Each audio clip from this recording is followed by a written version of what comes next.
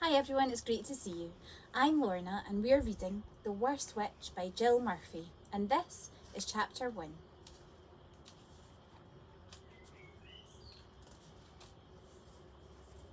Miss Cackle's Academy for Witches stood at the top of a high mountain surrounded by a pine forest.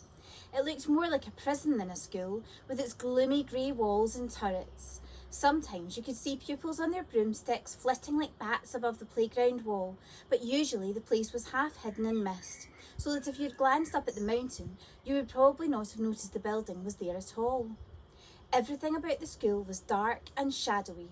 There were long, narrow corridors and winding staircases, and of course there were the girls themselves, dressed in black gym slips, black stockings, black hobnailed boots, grey shirts and black and grey ties.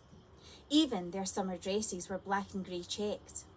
The only touches of colour were the sashes round their gym slips, a different colour for each house, and the school badge, which was a black cat sitting on a yellow moon. For special occasions, such as a prize giving or Halloween, there was another uniform consisting of a long robe worn with a tall pointed hat. But as these were black too, it didn't really make much of a change. There were so many rules that you couldn't do anything without being told off, and there seemed to be tests and exams every week. Mildred Hubble was in her first year at the school. She was one of those people who always seemed to be in trouble. She didn't exactly mean to break rules and annoy the teachers, but things just seemed to happen whenever she was around. You could rely on Mildred to have her hat on back to front or her bootlaces trailing along the floor. She couldn't walk from one end of a corridor to the other without someone yelling at her, and nearly every night she was writing lines or being kept in. Not that there was anywhere to go if you were allowed out. Anyway, she had lots of friends, even if they did keep their distance in the potion laboratory, and her best friend Maud stayed loyally by her through everything, however hair-raising.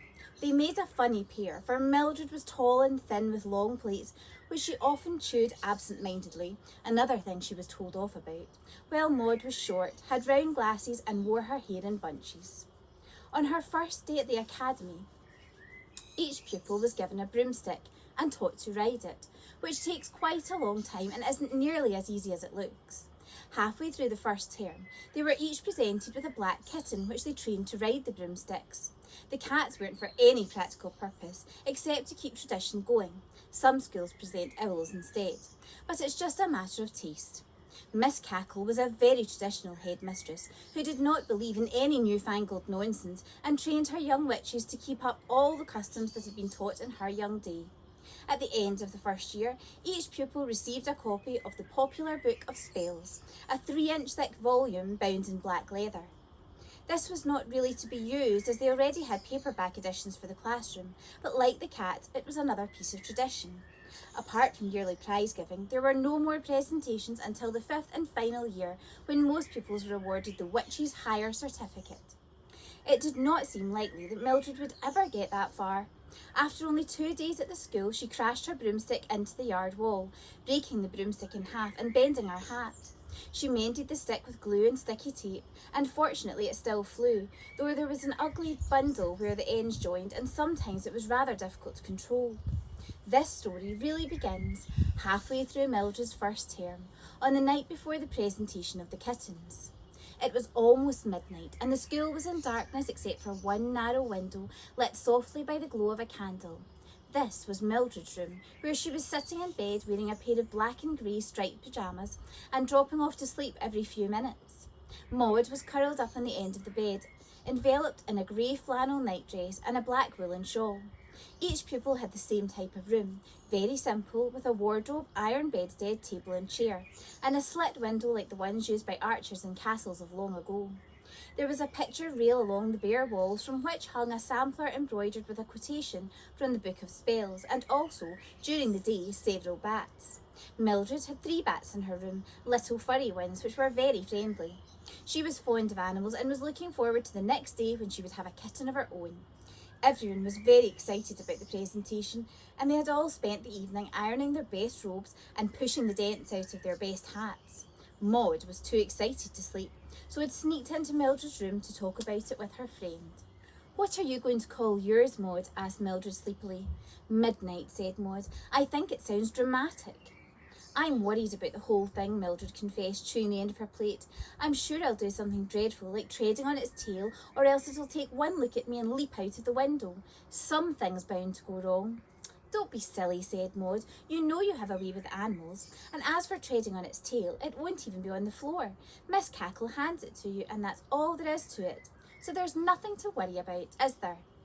Before Mildred had time to reply, the door crashed open to reveal their form mistress, Miss Hardbroom, standing in the doorway wrapped in a black dressing gown with a lantern in her hand.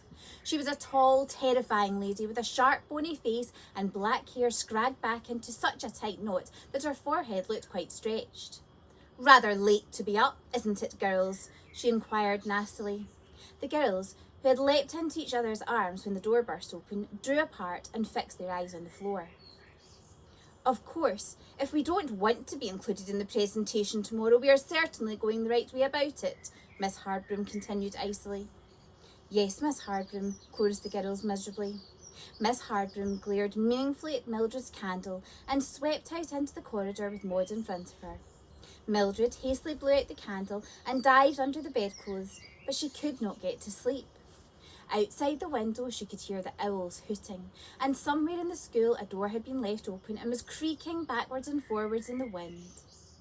To tell you the truth, Mildred was afraid of the dark, but don't tell anyone. I mean, who ever heard of a witch who was scared of the dark? Join me for chapter 2.